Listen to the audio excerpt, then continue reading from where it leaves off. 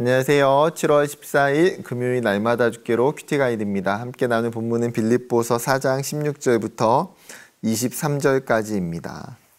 내용 관찰 1번인데요. 빌립보 교회는 바울을 어떻게 도왔습니까? 16절 데살로니가에 있을 때에도 너희가 한 번뿐 아니라 두 번이나 나의 쓸 것을 보내었도다.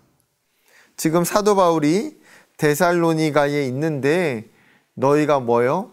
한 번에서 멈춘 것이 아니라 두 번이나 지금 바울에게 쓸 것을 보내주었다는 거예요. 여러분, 그것은 무엇을 의미합니까?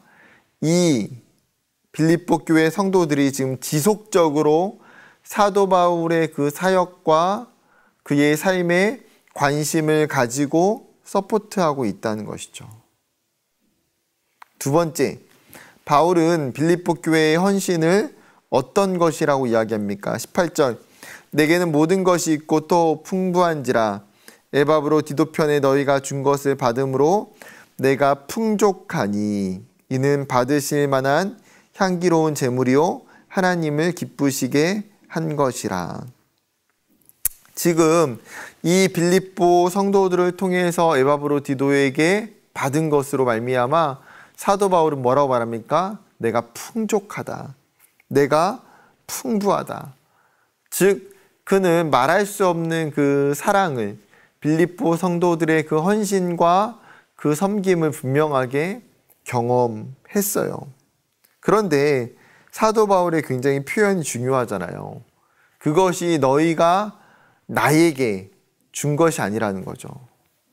하나님이 받으실 만한 제물이다.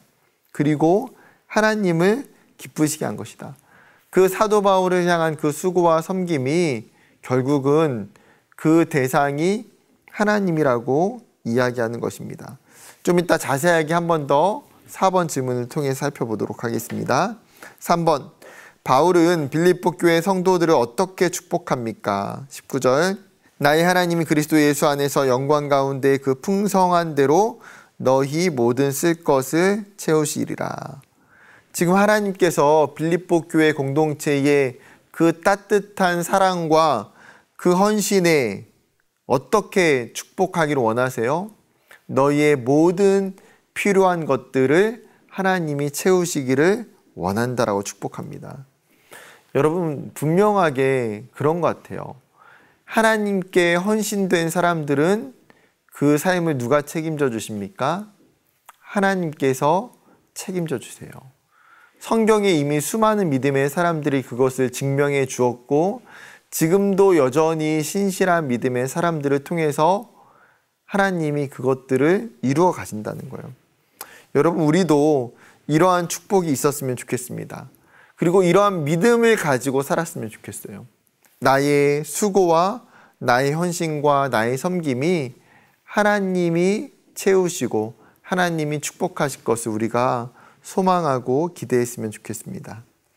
한 가지 더 살펴보면요. 4번 바울이 빌립보 교회 성도들의 헌신을 하나님께서 받으실 만한 향기로운 제물이라고 말한 이유가 무엇인지 묵상해 봅시다. 여러분, 굉장히 중요한 표현이에요. 사실 사도 바울은 빌립보 교회 성도의 물질적 그 후원이 지금 하나님께서 받으실 만한 제물이라고 이야기해요. 즉 이것이 드려지는 대상이 누구라고 이야기합니까? 하나님이고, 그리고 그것은 마치 제사의 제물과 같다는 거예요. 요즘으로 말하면 하나님께 드려지는 헌금, 봉헌과 같다라는 표현이겠죠. 실제로 그 빌립보 교회 성도들의 그 선물은 누구에게 준 것입니까? 사도 바울에게 준 거예요. 그런데 이렇게 표현하는 의도는 뭘까요? 지금 사역자 바울을 돕는 그 일이 궁극적으로 누구를 위한 일입니까? 하나님을 위한 일이고 하나님 나라의 한 부분이기 때문이에요. 여러분, 우리가 누군가를 돕고 섬길 때에 그 섬김의 일들은 한 개인적인 차원이 아니라는 거예요. 영적인 차원에서 하나님 나라의 일임을 알아야 됩니다. 그렇기 때문에 우리가 한 사람을 돕는 것, 선교사님 한 사람, 아니면 우리 주변에 어려움을 당하는 그 한 사람을 돕는 그 일이 여러분 그 사람을 위한 일이 아니라 결국은 누구를 위한 일입니까? 하나님의 일이고 하나님을 기쁘시게 하는 것이고 하나님의 나라를 세워가는 일이라는 거예요. 그 한 사람을 통해서 하나님이 놀라운 역사를 이루어 가시는 분이시기 때문이에요.